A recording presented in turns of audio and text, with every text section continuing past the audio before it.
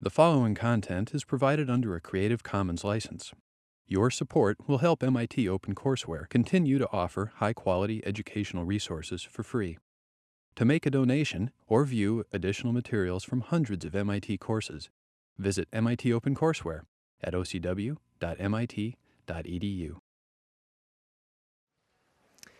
Last week we talked about the key components of a proof: propositions, axioms, and logical deductions. And as you probably talked about during recitation, we're not going to worry too much about what axioms or logical deductions that you use. Anything that is reasonable is fine by us. We're not going to ask you to know what modus ponens is or to label some law when you make a logical deduction. Just, be reasonable. Any fact you knew coming into this course about mathematics, probably close enough to use as an axiom. You want to make sure your axioms are consistent, but that's OK. Now, the exception to this would be, say we're on an exam and we ask you to prove some proposition P. Well, you can't say, I already knew P, it's an axiom, check. That's not so good. We're asking you to prove it from some more elementary facts. OK, it's also, you don't want to be making wild leaps of faith or saying it's obvious that unless it really is obvious. That kind of stuff can get you in trouble. Much better to sort of explain the reasoning in the proof. Now, the proofs that we covered last week in recitation and the problem set were all examples of what are called direct proofs. You start with some axioms, you have some theorems you knew before or you proved along the way, and you make logical deductions until you get to where you want to go, the theorem. We're going to start today with an indirect proof. For example, a proof by contradiction. And this is a little bit different. In a proof by contradiction, you assume the opposite of what you're trying to prove. Then you just take steps forward, logical deductions forward, until you arrive at a contradiction, something where you prove false equals true. Now, if you can ever get to the point where you prove something is false and true, that means what you assumed at the start had to be wrong. Namely, that what you're trying to prove has to be true. So let's write that down, because it can be a little confusing the first time.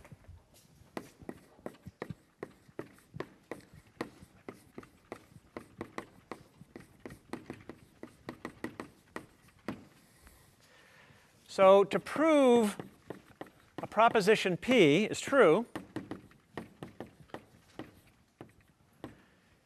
you will assume that it's false.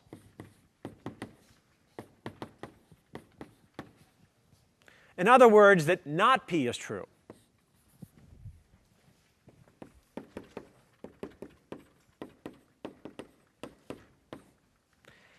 And then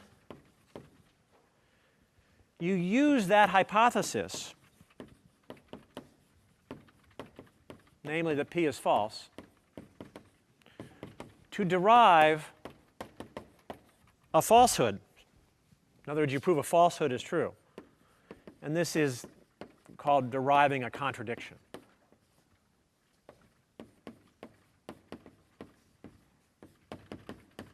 And so it must be that, in fact, P is not false, namely that it's true. Now, this works because if you can prove if not P implies false is true, well, from last time, the only way this is a true statement is if this is false, namely P is true. All right, so we can conclude that P is true if we can show that not P implies a falsehood. Any questions about that? It's sort of a lot of sort of notation, and until you've seen it, it can be confusing. So maybe we should do an example. Let's prove that square root of 2 is irrational.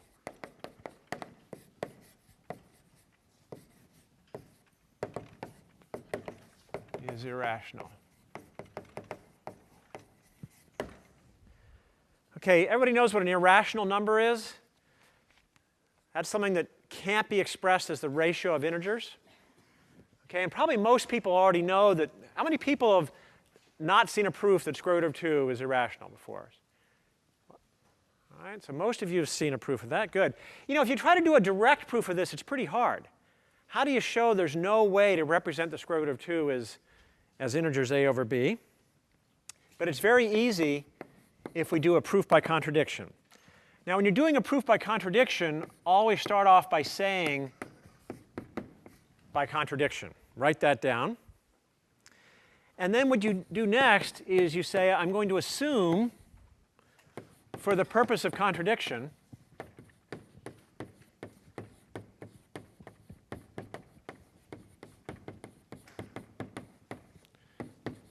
that P is false, namely not P is true. In this case, that would be square root of 2 is rational.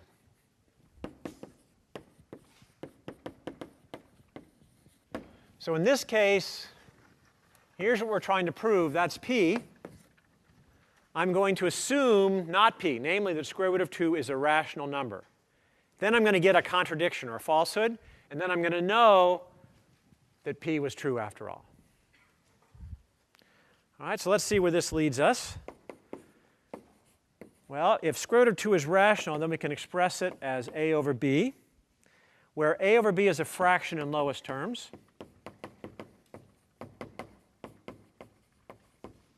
That means a and b have no common divisors.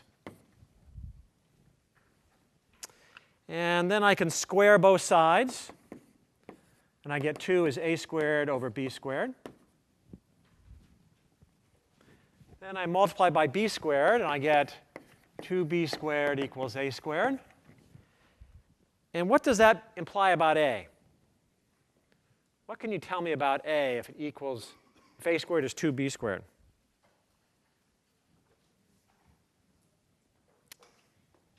Anything special about a? Can a be anything?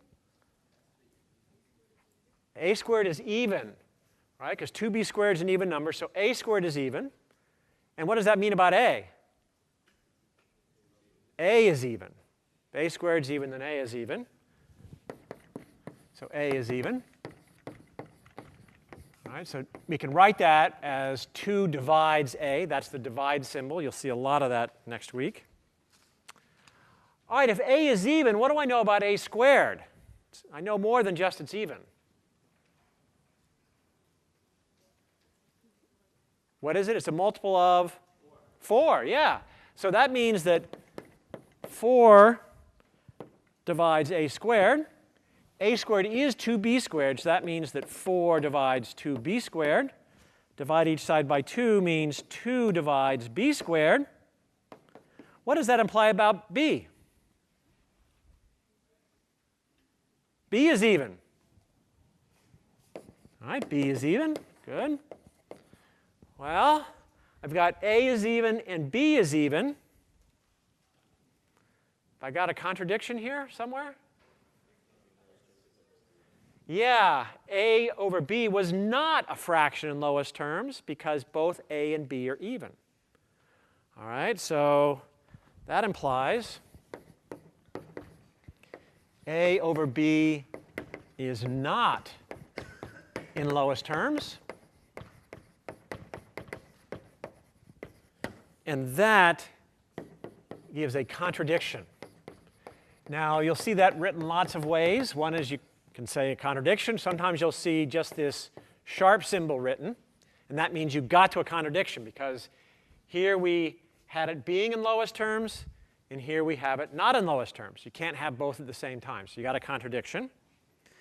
And that means we've now proved that this assumption was wrong. Square root of 2 is not rational, so it must be irrational.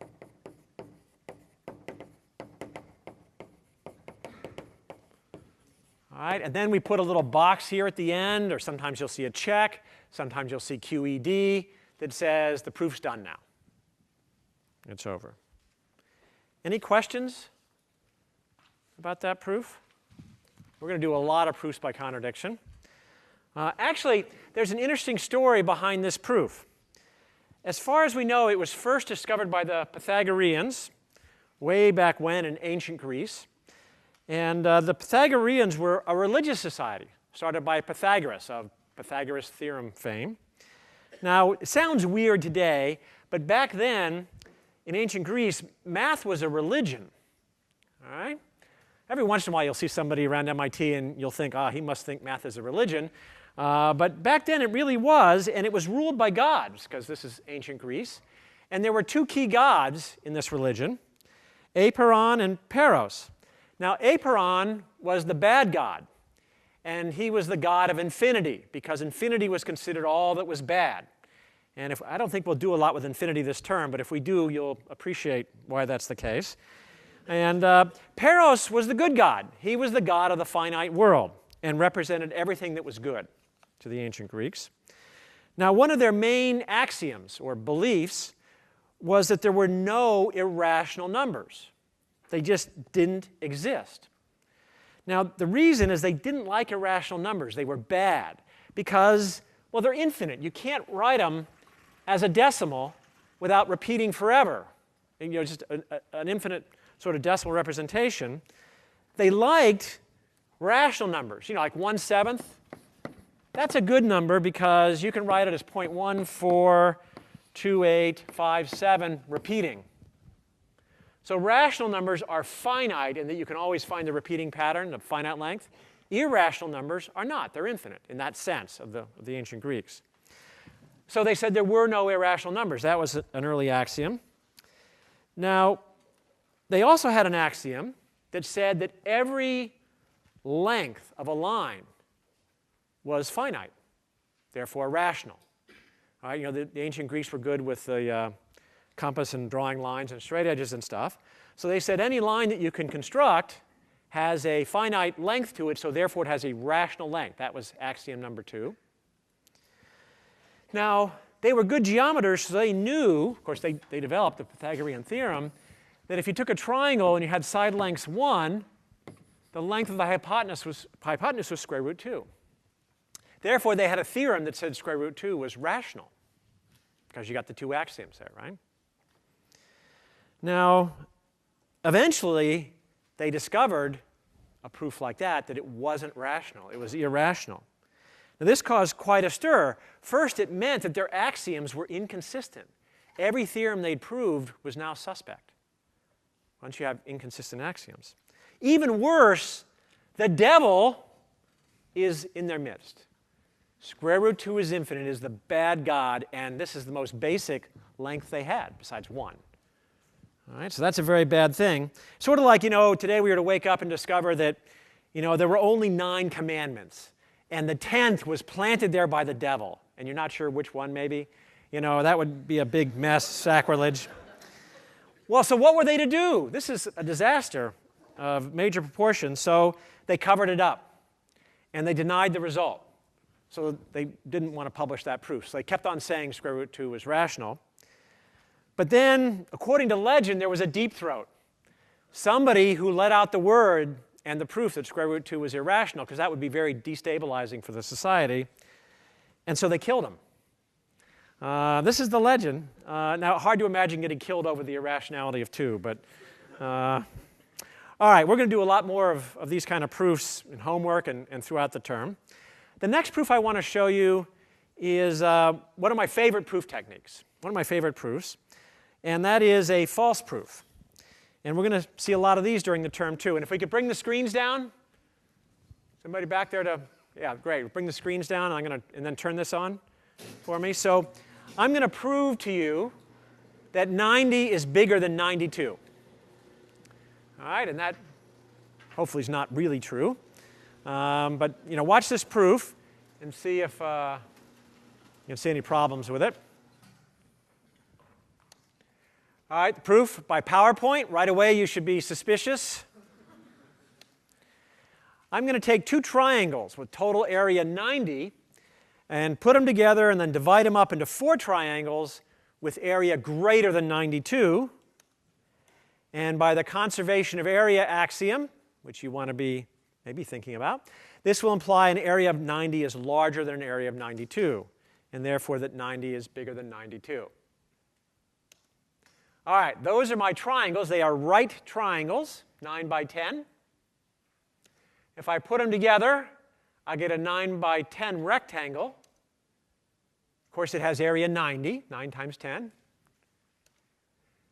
Now I'm going to slide these triangles across their diagonal so that I get, instead of having 10 on the side, I'm going to slide it so I get a 2 and an 8.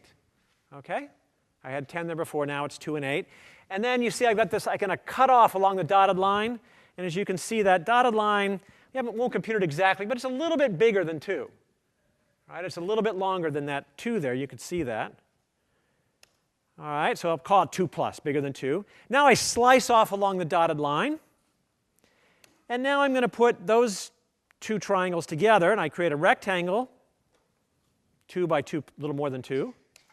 Now the area of the little rectangle is bigger than 4, because I got 2 times something bigger than 2. And you can see here I have the 8 left over, and I have 9 plus 2 plus means it's a little bit bigger than 11 by 8. I got area bigger than 88. Add them up.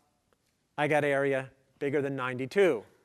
So I started with 90, and I created more than 92. All right, what's the problem here? I mean, this would be good if I could do it. I'd get some gold, bars of gold and, cut them up and do the game, and I'd make more gold. That would be pretty good if I could do that. Is it the conservation of area axiom? Did I assume something there that was too powerful, that if I manipulate the area of rectangles like this, that the area needs to be the same? Yeah? My bigger ones aren't closed. Well, let's see. I don't know. Let's go back and see how I made those bigger ones. All right, I got my triangles, right? I'm just chopping along the line there, and I got 2 plus and 9. Those are rectangles. They look like rectangles.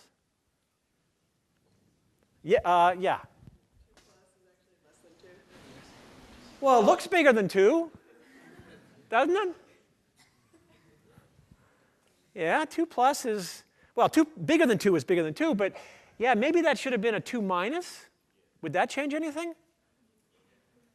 Yeah, if that had been a 2 minus, then we'd have area less than 4, area less than 88, and then 90 would be less than 92. That would be OK. But it sure as heck looks bigger than, the 2 plus looks bigger than the 2, doesn't it? I don't know. Do they got distortion out there? I guarantee you if I measured on my screen, that 2 plus is bigger than the length of the 2. I guarantee you. We can take a ruler on my screen, and the 2 plus will be longer on the ruler than the 2. That I guarantee you, but you're on the right track. Yeah? That 2 plus is really 1.8. Good. All right. Now, how did you... But it is true if I measure it on my screen, it's bigger. Yeah?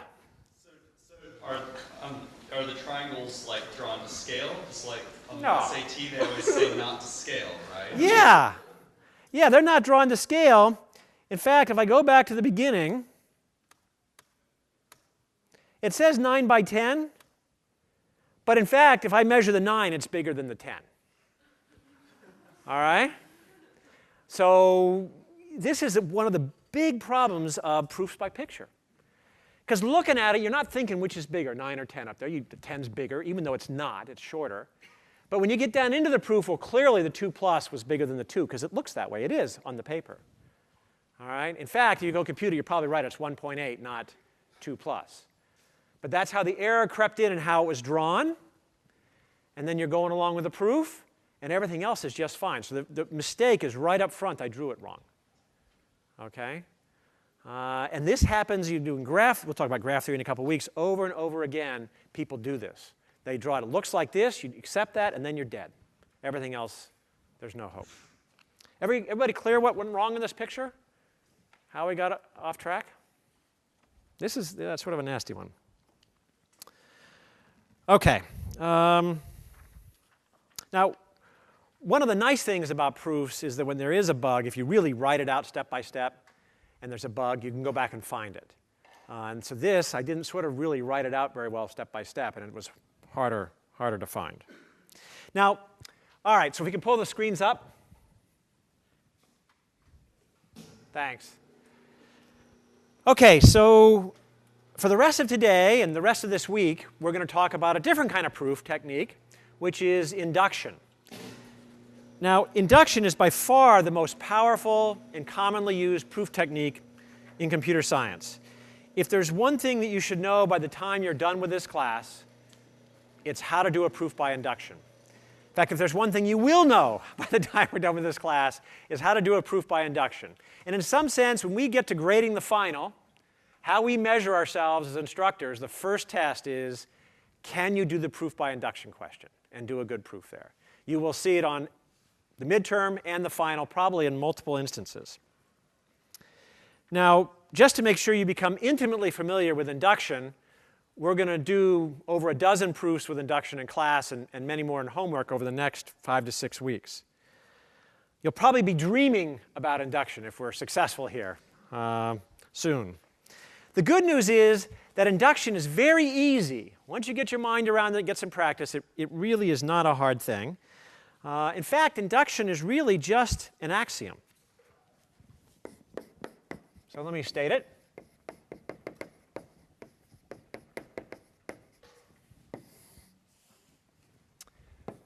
Let Pn be a predicate.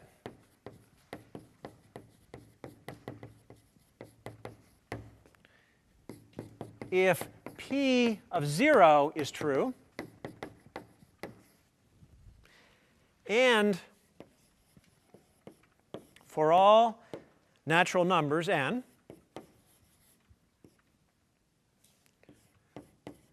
P of n implies P of n plus 1 is true. So here I'm saying that this is true for all n.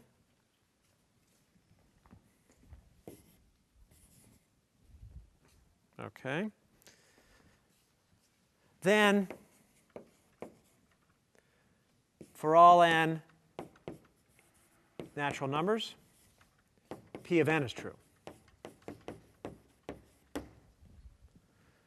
All right, another way of saying this without the for alls there is that if P0 is true, if P0 implies P1 is true, if P1 implies P2 is true, and so on forever, then P of n is true for all n. So then P0, P1, P2 forever are true.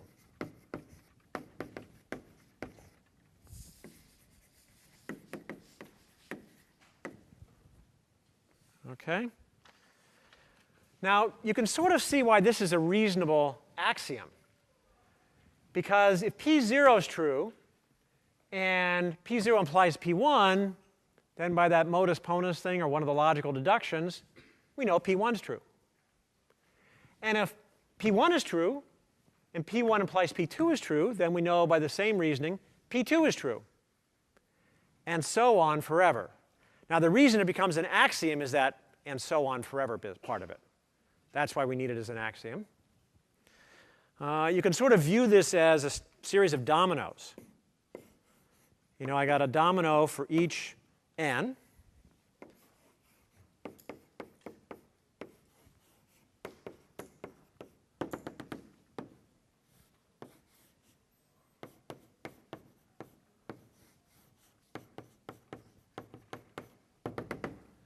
And each domino knocks over the next in terms of truth. Knocking over corresponds to truth here. And if I know P0 is true, that means I knock over P0. P0 implies P1 means P1 goes down. P1 implies P2 means P2 goes down, and so forth. All right, pretty basic. Raise your hand if you think you don't have a lot of experience with induction. All right, yeah, that's pretty typical, about a third to a half of you. So we're gonna change that. Let's do a simple proof using induction. So let's prove that for all n bigger than or equal to 0, again, natural numbers, that 1 plus 2 plus 3 plus n equals n times n plus 1 over 2. This is actually a useful thing to remember. We're going to use this all term, this identity. Now, the first thing, before we prove it, I want to make sure we understand this dot, dot, dot notation, because it is the source of a lot of errors. What it means is that you need to fill in the pattern here, which is vague. What it means in this case is you'd fill in 4, 5, 6, all the way up to n minus 1, and then n.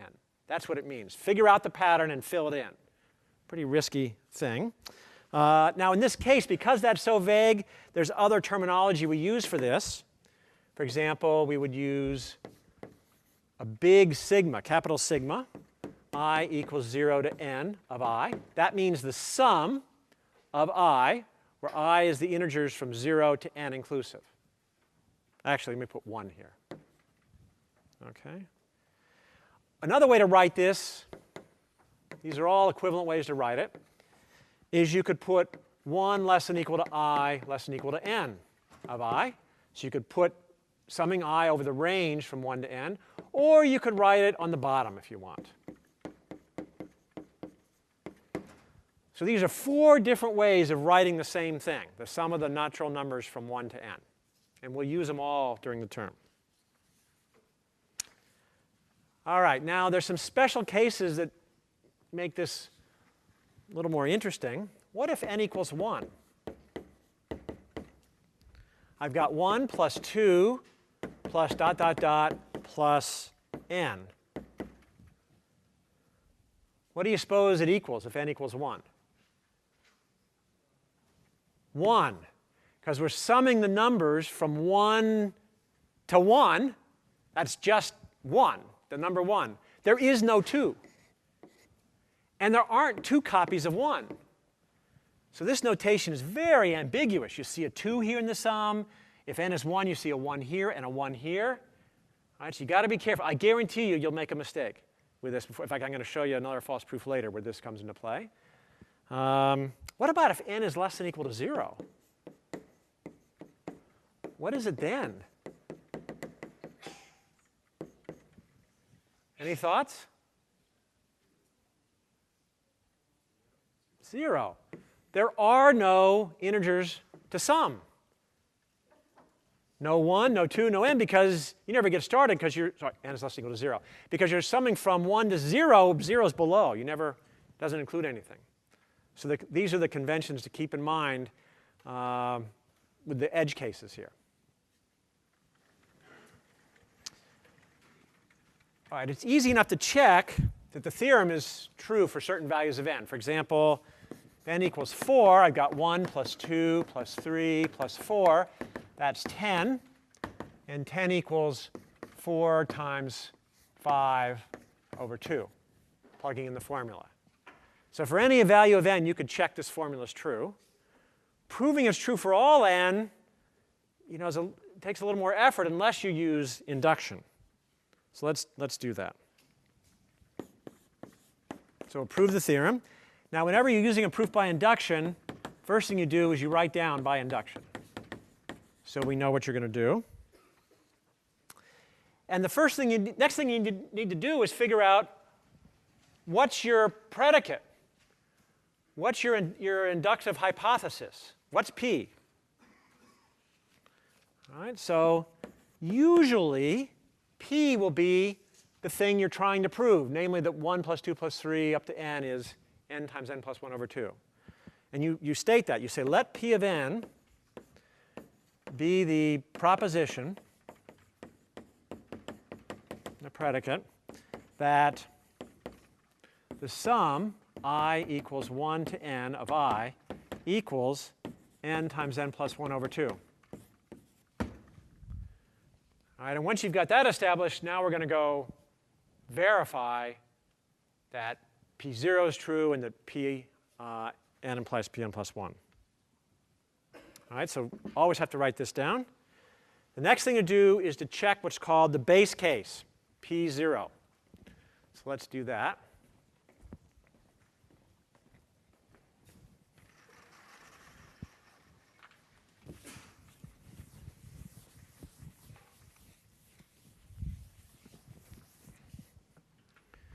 All right, and we write down base case. Some people call it the basis step.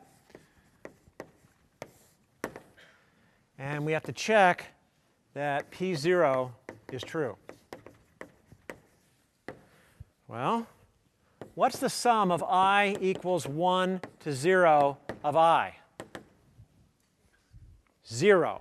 There are no terms in this sum. And if I look over there, n times n plus 1 over 2, if n is 0, it equals 0. So we're done with the base case. We've now proved that P0 is true. And the second part is called the inductive step.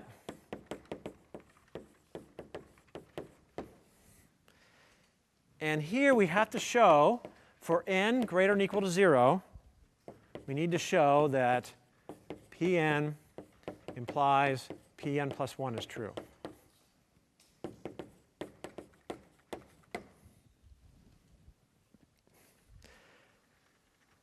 Now, how do we show an implication is true?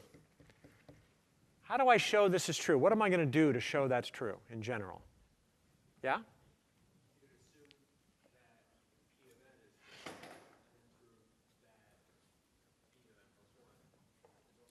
Right, because an implication is true in every case except for true implies false.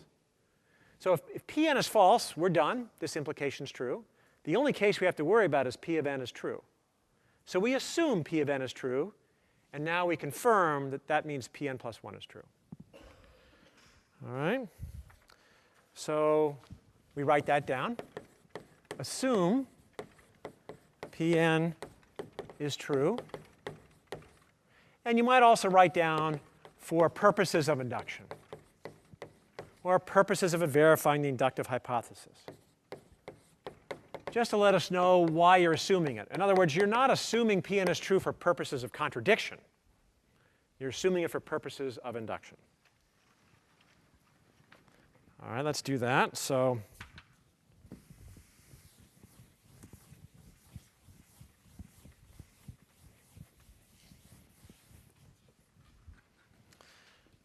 all right, that means, in this case, i.e., we assume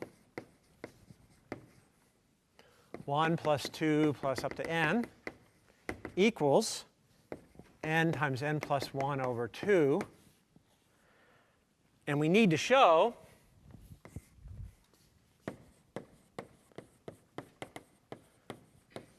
that the n plus 1 case is true, namely 1 plus 2 plus n plus 1 equals n plus 1 times n plus 2 over 2. All right? You know, it's sort of weird, and this does confuse people that aren't familiar until you get familiar with induction. It looks like we just assumed what we're trying to prove. We're trying to prove this is true for all n, and we just assumed it. But we're assuming it in the context of establishing this implication is true. And then we apply the induction axiom to conclude Pn is true for all n. All right. Well, let's rewrite this as 1 plus 2 plus n plus 1.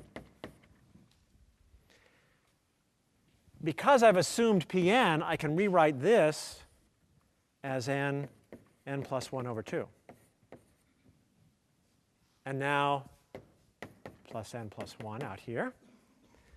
That equals, well, I got n squared plus n here over 2 plus 2n plus 2. All right, and that equals n plus 1 times n plus 2 over 2, which is what we're trying to show. So we've completed now the inductive step. We have shown that for all n, Pn implies Pn plus 1, for all n bigger than or equal to 0.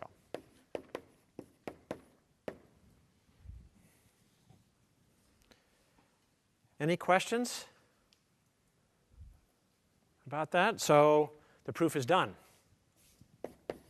We've done everything we need to apply induction. We got P0 is true, and Pn implies Pn plus 1 for all n bigger than or equal to 0. Now, induction helped us prove the theorem. Did it help us understand why the theorem is true? Do you have any feel for why the theorem is true after seeing the proof? Not really. No, I don't think, sometimes induction will give you an understanding, sometimes it won't. Here you got no understanding of why the theorem is true, which is sort of unfortunate. Did induction help you figure out the answer to the sum? Namely, say you were trying to derive this answer from this sum. Did induction give you the answer? No. You had to know the answer, namely this, in order to prove it was true.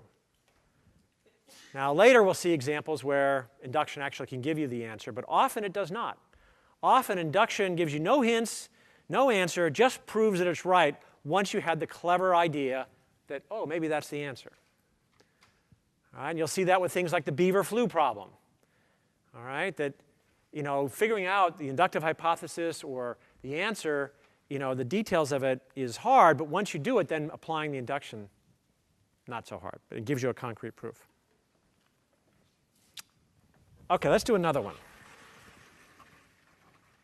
In fact, we're just going to spend the rest of today doing induction proofs.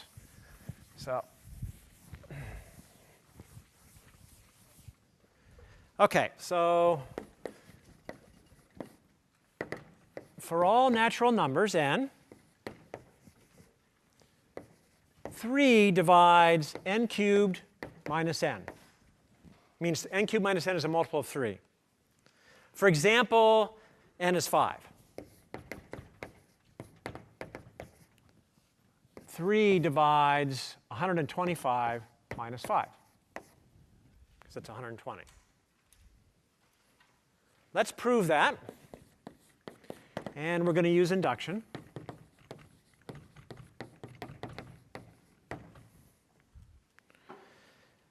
What do you suppose Pn is going to be? What's my predicate or my inductive hypothesis here? Any thoughts? Yeah?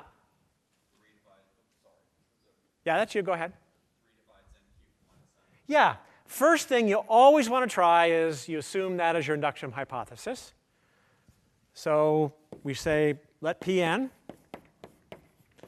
be 3 divides n cubed minus n. What's the next thing we do in our proof? Base case. Always easy to forget, but not a good idea. Base case is n equals 0.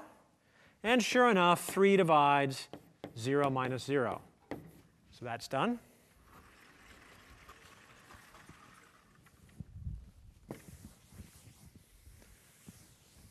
What's the next step we do? What is it? Next step? Inductive step.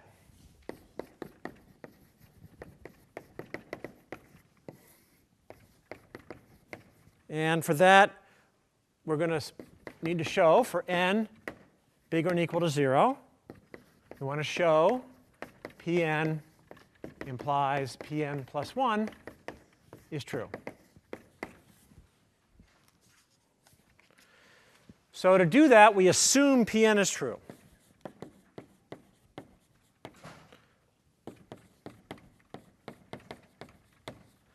In other words, we assume that 3 divides n cubed minus n. And we're trying to show that 3 divides n plus 1 cubed minus n plus 1. So we take a look at, we examine n plus 1 cubed minus n plus 1, and we want to show it's a multiple of 3. Well, let's expand that out. This is n cubed plus 3n squared plus 3n plus 1, and I subtract off n plus 1. So I get n cubed plus 3n squared plus 2n.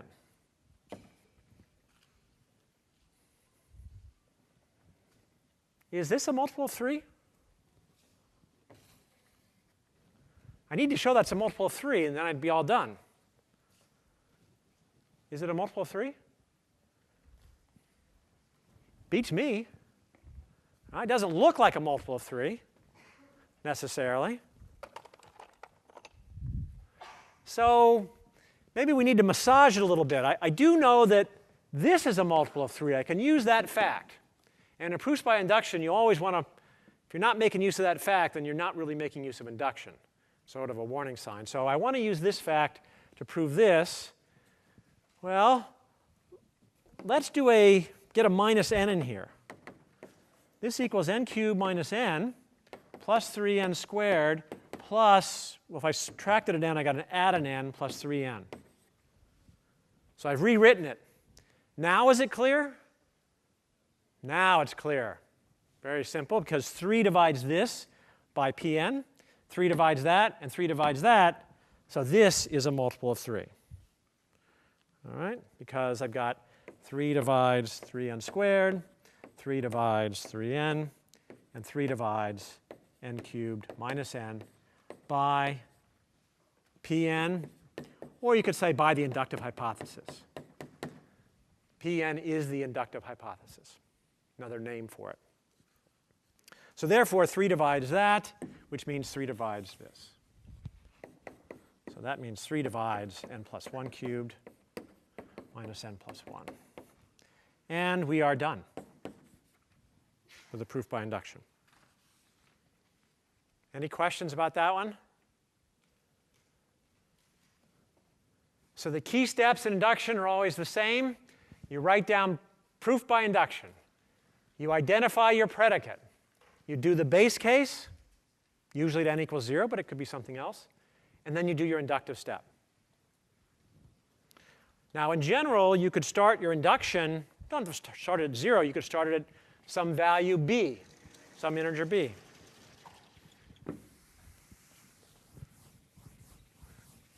Let's take a look at that.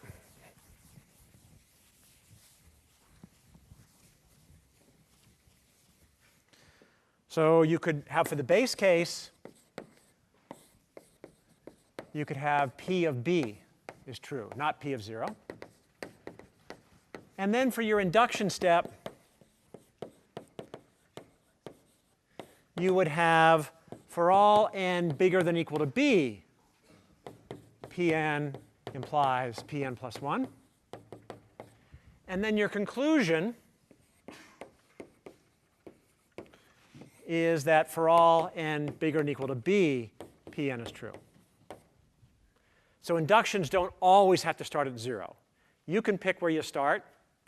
Just make sure that you verify the starting point and you verify the implication for all n at that starting point and beyond.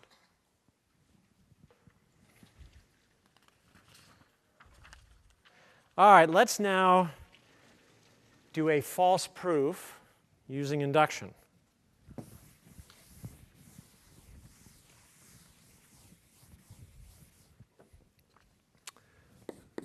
We're going to prove that all horses are the same color.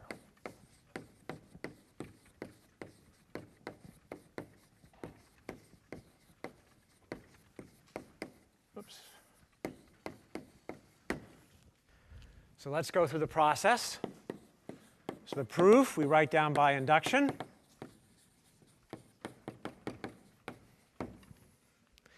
Now we need our induction hypothesis, the predicate. So we're going to let that be, we can't let it be this. Why can't this be our predicate? All horses are the same color. What's wrong with making that be the induction hypothesis? You can't plug anything into it. There's no number here. I've got to have a number, an n to induct on.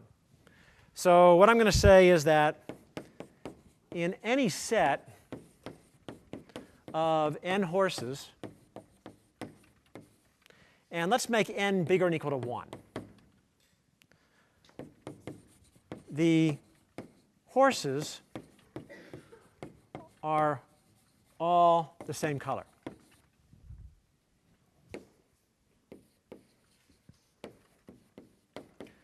All right, now if I prove this is true for all n, well, then all horses are the same color. Because in any set of n horses, they're all the same color. So all horses must be the same color. What's the next thing I do? What's the next step?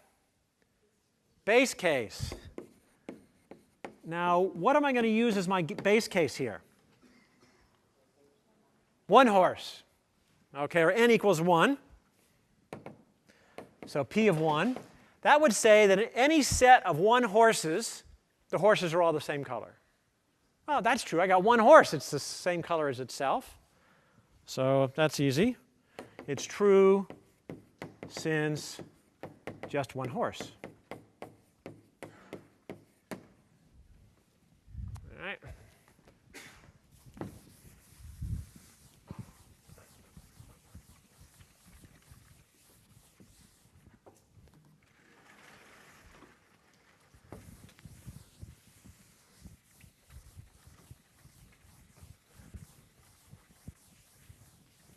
All right, what's the next step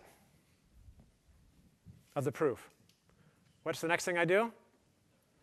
Inductive step. So I am going to assume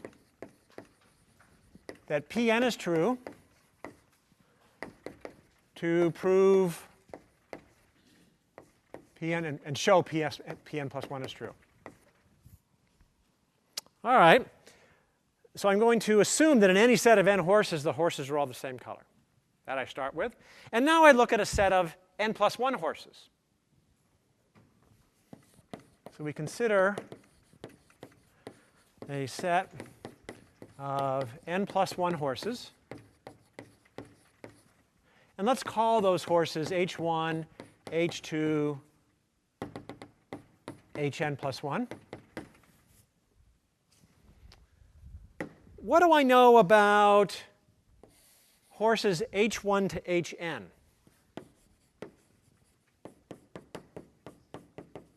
They're the same color because Pn is true.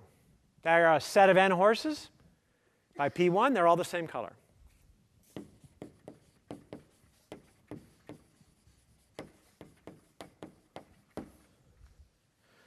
All right. Also, what do I know about h2, h3, and hn plus 1?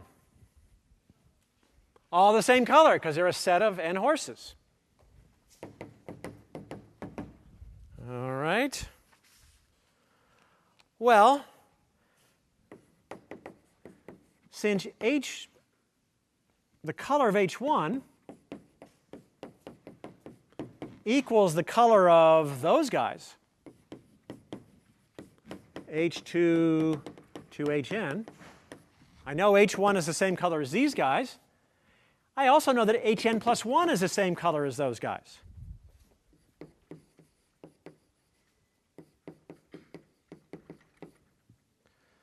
That means that h1 is the same color as hn plus 1, and all n plus 1 are the same color.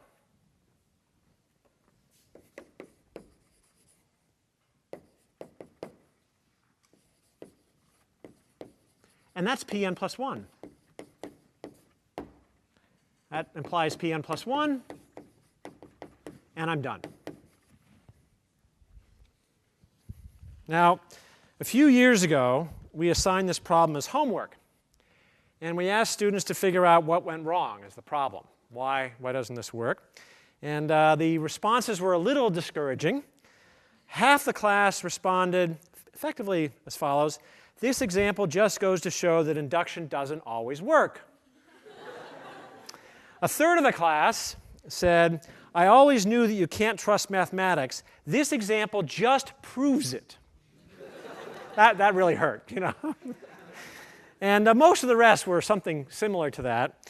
Not exactly what we were looking for in the homework. So now we don't leave it to homework. We do it in class. What's the flaw here? What is it? P of n? What's wrong with P of n? No, this is a real assumption. In any set of n horses, depends on n, the horses are all the same color. That is a proposition, Because it depends on n, it's a predicate. It's true or it's false. Now, we know it's false, because you could get a set of couple of horses with different color. But it is a proposition. Yeah, way back there. So first you assumed Pn for like a certain set of horses. Yeah. So even though it's the same number of horses, so in was the same number, it was a different set of horses. So it's not something you can assume anymore. That's a great point. I did gloss over something here, because in the predicate, I've got in any set. So there's really a for all sets sitting out here. So I got to be careful that I establish that when I'm trying to prove Pn implies Pn plus 1. So to establish Pn plus 1 here, I assume Pn, which means in any set of n horses, they're all the same color. That I'm given. That's Pn. I've got to look at any set of n plus 1 horses. So consider any set, not a set, any set of n plus 1 horses. So you pick any set you want, call them this, h1 through hm plus 1.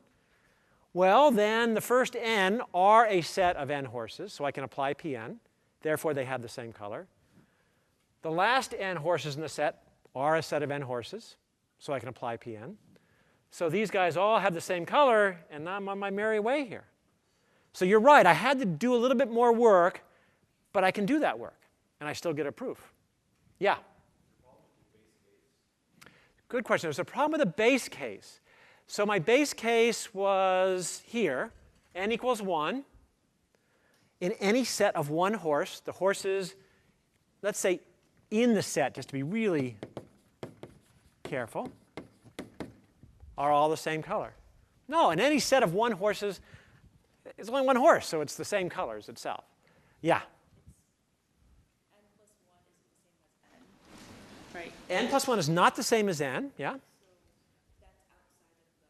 You can't have the same assumption because it's not a set of n horses, it's a set of n plus 1. Well, let's see. So you're arguing I made a mistake here, right?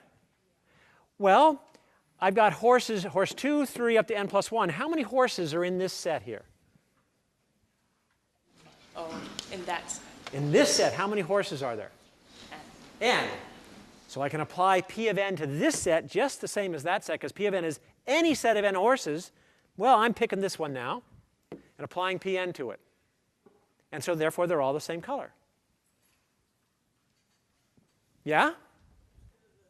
H1, H2, dot, dot, dot. Like, Yes. because it does That- work if there's 2 or more, but you didn't prove it was just 1.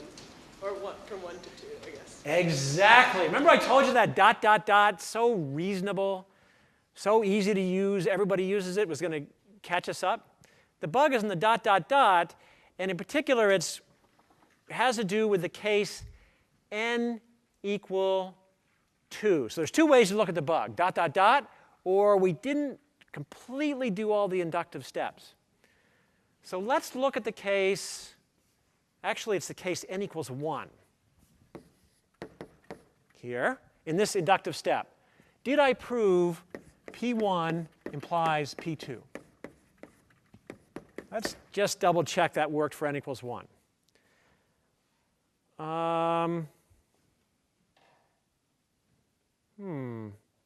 N equals 1. I've got a set of 2 horses. This becomes 2. So I've got H1, H2. There's nothing in the dot, dot, dot. It's just H1 and H2. Then this becomes H1.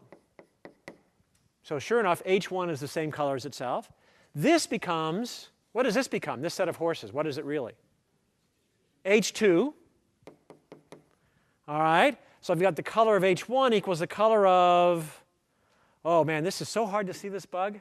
I wrote down H2 dot, dot, dot to Hn because take out H1, what's left? What's left is H2 through Hn.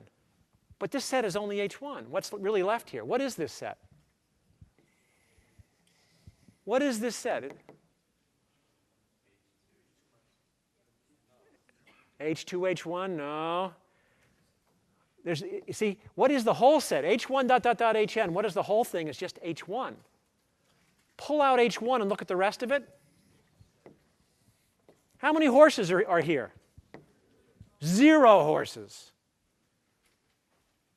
This is the empty set. There are no horses here to compare to. Even though I got an H2, I got an HN, I got dot, dot, dot. Because generally, if n's big, this has n minus 1 horses are here. There's n total. I got n minus 1 right here. But n minus 1 is 0. There are no horses here.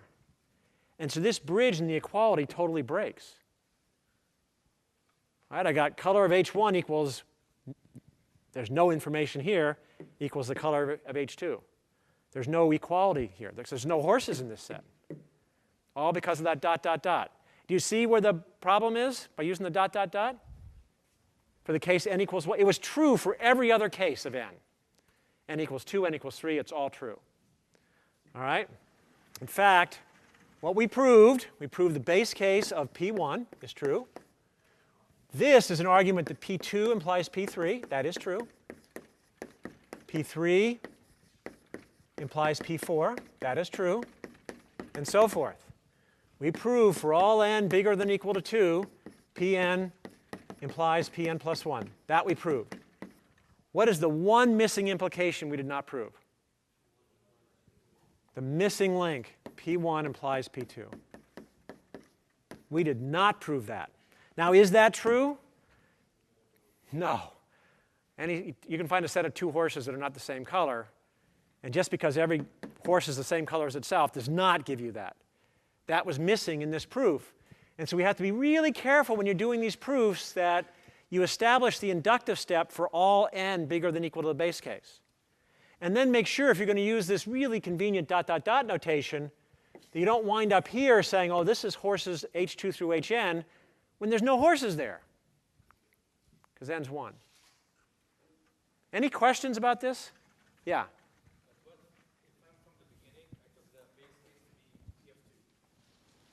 Great question. All right, let's fix the proof.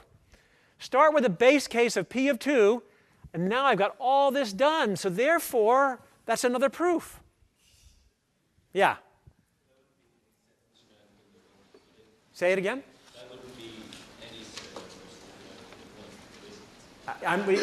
This is still the same. In any set of n bigger than or equal to 2 horses, all the horses in the set are the same color. That's what he's saying. And he's saying, hey, look, the proof worked here. The inductive step is just fine. P2 does imply P3. Yeah? Base case P2 isn't true, so... That's right. The base case fails. All right? That's why you've always got to check the base case. Yeah? What it does prove is that if you find any 2 horses, and they're always going to be the same color, then all horses have to be the same color. That is correct. That's a great point. We have given a proof that if you look at any pair of horses and they're the same color, then all horses are the same color. And that's true. That is true. Of course, there are pairs of horses that aren't the same color. So the base case would fail. So always check the base case. You can prove some great stuff if you don't check the base case. All right? All right. Any other questions about that? Yeah. Yeah. Yeah, as long as it's an integer, and as long as you prove Pn implies Pn plus 1 starting there all the way out. Yeah, you can start at negative numbers if you want. Usually there's not many cases where that comes up you want to, but you can. Nothing wrong with that. Any other questions? Yeah, you can see why it was a messy homework problem. All right. So far we've seen examples of how induction is useful in proving the hypothesis is true, but not in solving the problem, per se, or even figuring out what the hypothesis should be. Now, in the last example, we're going to show you how induction can be used to prove there is a solution to a problem, and also how to find the solution. So it's actually going to be a very useful constructive thing in this case. Now, this problem arose in the construction of the Stata Center, the building we're in now. This whole building was originally supposed to cost, completely furnished, under $100 million. That was the goal. But the first mistake they made was the first step was hiring the architect, and they hired Frank Gehry. I think MIT is now in a lawsuit with Frank Gehry. So he was the architect, and costs just went nuts. as you can imagine, all these slanted walls and crazy things happening actually are expensive. And the cost quickly got over $300 million. Literally. That part's true. Now I'm going to fabricate a little bit. Now, actually, fundraising became a huge priority once they're more than $200 million over budget and they haven't even bought the furniture yet. So some pretty radical ideas were proposed. And one of them was to build a large 2 to the n by 2 to the n courtyard and put a statue of a wealthy potential donor in the center of the courtyard. So let's draw this.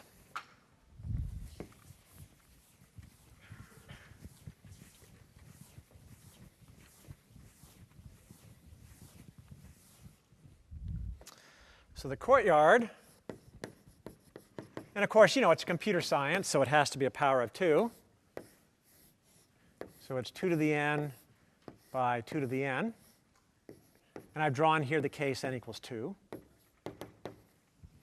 And we've got to get the statue of the wealthy guy in the middle. And I'm not supposed to reveal his name, so we're just going to call him Bill.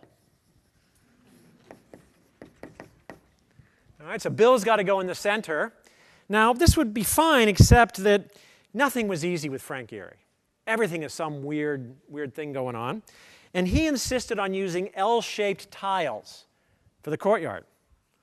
So the tiles that we're going to use look like this. So it's almost a 2 by 2, except you're missing that piece. So what you need to figure out how to do is tile this courtyard perfectly, leaving one spot for Bill, using tiles like this, these L-shaped tiles.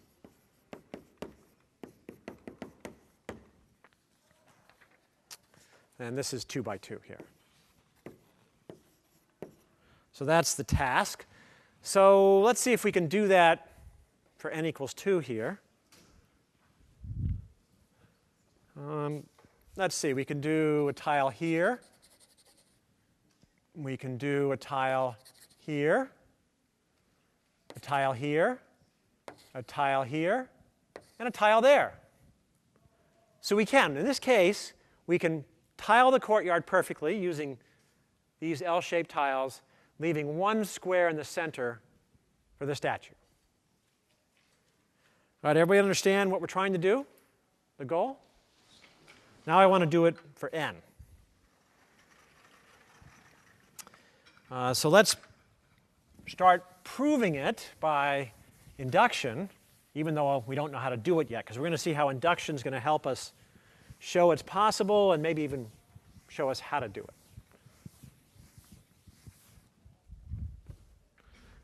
All right, so let's state a theorem. For all n, there exists a way to tile a 2 to the n by 2 to the n region, or courtyard, with a center square missing for Bill.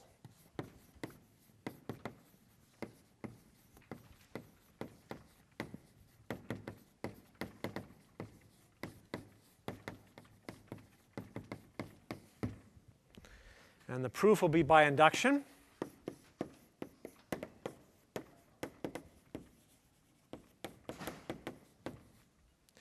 And our induction hypothesis, the predicate, Pn, is going to be what we're trying to prove. All right, so this is the induction hypothesis. Almost always when you do the induction, you want to start out with that as your hypothesis. What's the next step? Base case. Never, ever forget the base case, or you'll be thinking all horses are the same color. P0. Well, the courtyard for n equals 0 is just one square, and that's for Bill. So you're done. There's no tiles at all to worry about. That's easy. So that's true. And then we do the inductive step.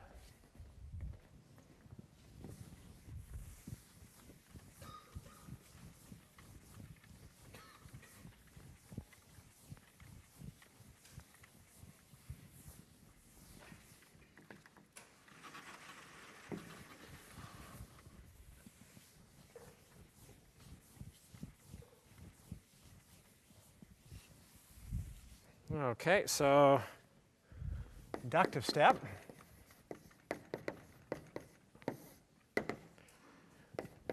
For n bigger than or equal to 0, got to remember to keep track of that now, we assume Pn to verify the inductive hypothesis or to prove Pn plus 1. A lot of ways to write this down, but you always want to say what you're assuming and why. So we need to show Pn plus 1 is true.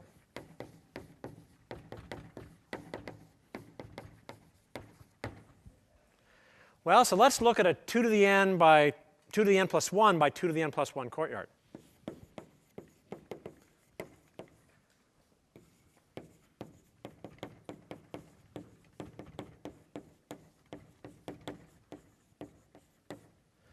All right, so let's draw it out here. 2 to the n plus 1 by 2 to the n plus 1. What are we going to do to use our inductive hypothesis? Yeah.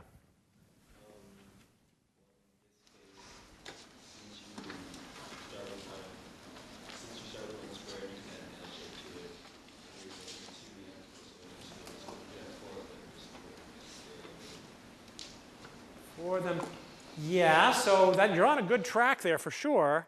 But I got to apply, I'm not going from 1 to 2. I want to use Pn here. So I got a 2 to the n plus 1 by 2 to the n plus 1 courtyard. How do I use Pn? 2 to the n by 2 to the n courtyard. Yeah? Oh, never mind. I don't think it works. I was about to say that would be as if 2 to the n would divide that into 4 blocks. Good idea. Yeah. Let's divide our courtyard into 4 blocks. That's a great idea. And now each of these is 2 to the n by 2 to the n. Right? And I can apply the inductive hypothesis there.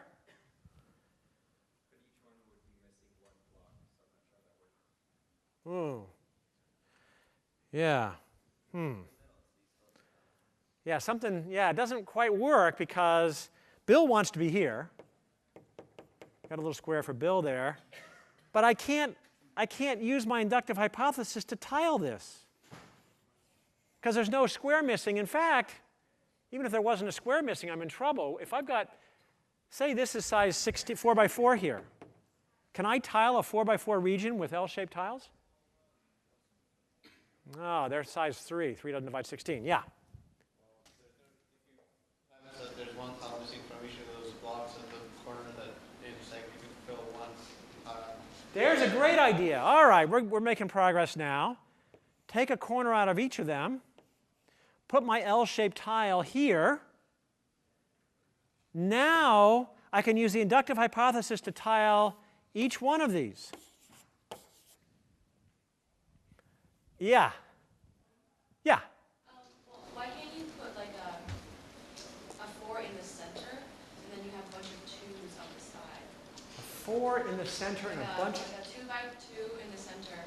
I got that. I got Bill in a tile. And then but like make it bigger, not just like 4 single tiles, but like you have something like that over there, right? Put that in the center. Put that in the center. Okay. The rest of them will have like 2 by 2, which you know are sort of basics. Well, the rest of them aren't 2 by 2 because this is n. I got to use Pn here, and Pn says that I can, in a region 2 to the n by 2 to the n with a square out of the center, I can tile it. Did I make it? Am I good here so far? I claimed I was sort of done. Yeah. What?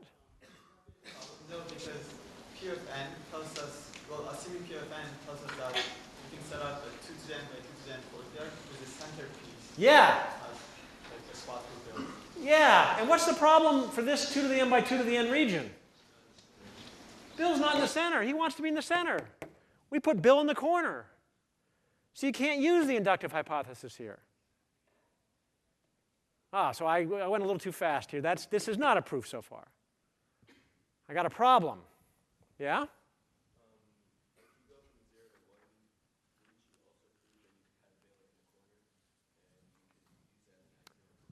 Great. Okay, let's then change the inductive hypothesis. Good. Let's say there exists a way to tile a 2 to the n by 2 to the n region with a corner square missing. for Bill. All right. Oh. But then I got to put, oh, but I can make this work. Yeah, we can make something, we can prove this now. The inductive step's going to work because I'll put Bill, say he's in one of the 4 regions, then use the L down here, put the L here, and now I've got a corner out of each one, and now I'm done by induction. I have proved there's a way to tile any 2 to the n by 2 to the n region with a corner square missing.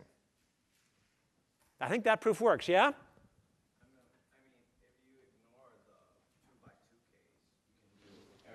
With Bill in the middle, because when you prove that you can put Bill in the corner in a 2 by 2 case, you can just blow that square up, and that square where Bill was becomes just another square, which is 4 by 4, and then you can put them in the middle. That is true. So you jumped ahead. We have successfully now proved this is true for P of n. But Bill didn't want to be in the corner. We're trying to prove there's a way to do it with Bill in the center, which is not what we proved. And you come up with a way, yeah, that might be doable. First prove you can put Bill in the corner and do it in 2 to the n by 2 to the n's. Oh, I don't know about this, actually. I got Bill in the corner. There's some way to do it, but it might have involved doing this, and now I can't rotate that. I don't think that proof necessarily works.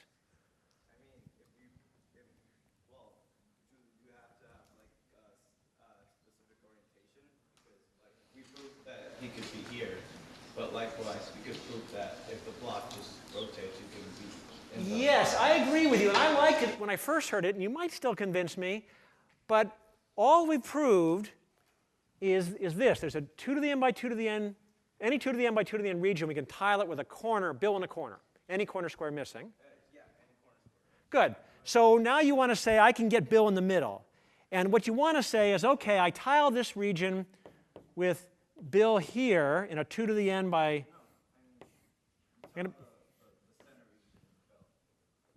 Oh, maybe you're right. So then I would apply the theorem here with Bill here. Oh, Bill here. No, I think I like it now. There, and then I would take these out. The L squares are going to fit because each L square just takes up 3 blocks. And that big square is just like a zoomed out version of like the little square. I like that. Since you know that little square fits in like a 2 by 2, like for example in the 4 by 4 case, we proved the 2 by 2 case. In the 4 by 4 case, you have like a big size. It's just like you have 4 squares, right? And each of those 4 squares has 4 squares.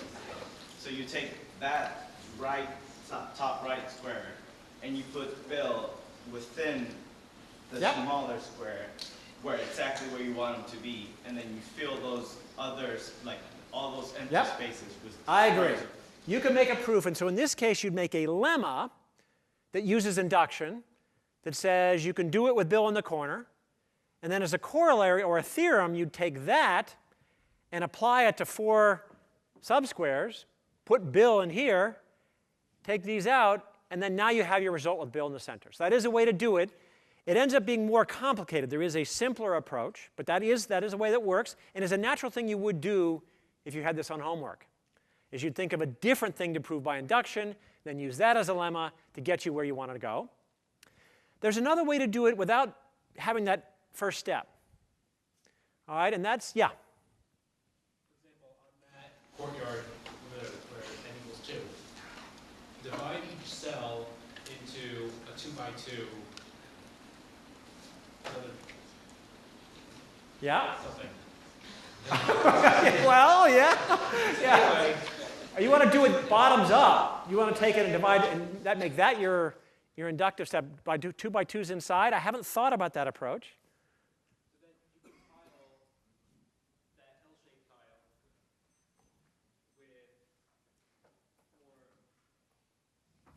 4 smaller L-shaped tiles. So if you can do that, then you're all set except for the 2 by 2 where Bill originally was. I'm worried about a lot of 2 by 2s with a corner missing if I do it that way. I have to think about that. Let me get to another approach here. We couldn't make it work with the center. We could make it work with the corner, but then we had to do more work after. One general technique to use with induction, when you're struggling, what's the induction hypothesis to use? If what you got doesn't work, you could pick a different one, but better to pick a stronger one. Yeah?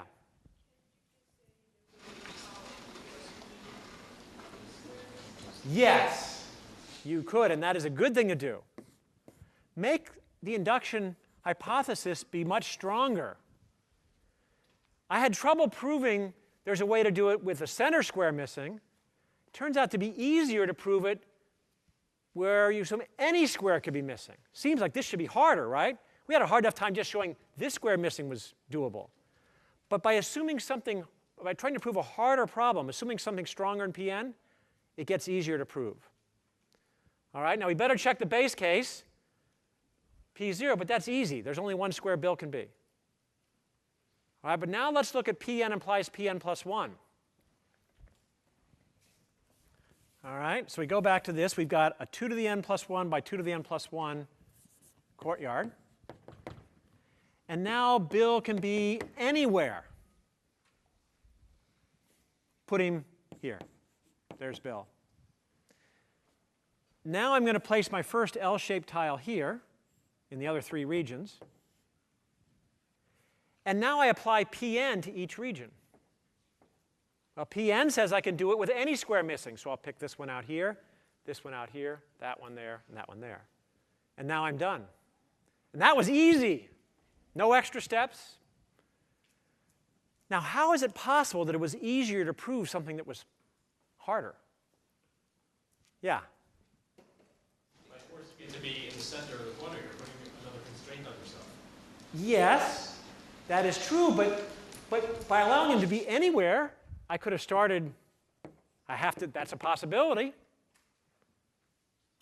See, what I'm trying to do here, this inductive step is all about proving Pn implies Pn plus 1 is true. That's what I'm trying to show. Now, how is it useful for me if Pn is stronger, has more? Well, when you say any, and you grow it, you prove that it can be in, say, the corner. Well, but when you grow it, the corner moves. But since we proved that it can be in any, it's fine if it moves. Exactly. That's exactly right. Pn got more powerful, which means I get more to assume here. In the recursive problem, Bill can be anywhere now. It gives me more power. I can tile any courtyard with a courtyard with any square missing. This is more powerful. So this got more powerful. So did this. So what it means is my tool set is bigger with a stronger Pn. And what I'm trying to construct or prove got harder. And sometimes, if I've got more tools, it becomes easier to prove even a harder thing. And so a general rule with induction is if you don't first succeed, try again. Well, the rule with induction is if you don't succeed at first, try something harder. All right? And it's amazing, but it actually works a lot of the time, as it did here. If I don't assume something strong enough, and Pn is some little weak thing like Bill just in the center, it's not enough to go anywhere. But if I can assume a lot more, like Bill can be anywhere he pleases, then I can prove lots of things here. All right, so you see, so it's all the art, and you're going to learn this over the next several weeks. It's all the art of what's your induction hypothesis. Picking a good one, life is easy. Picking the wrong one, very painful, as you'll see with beaver flu. Okay, that's it for today.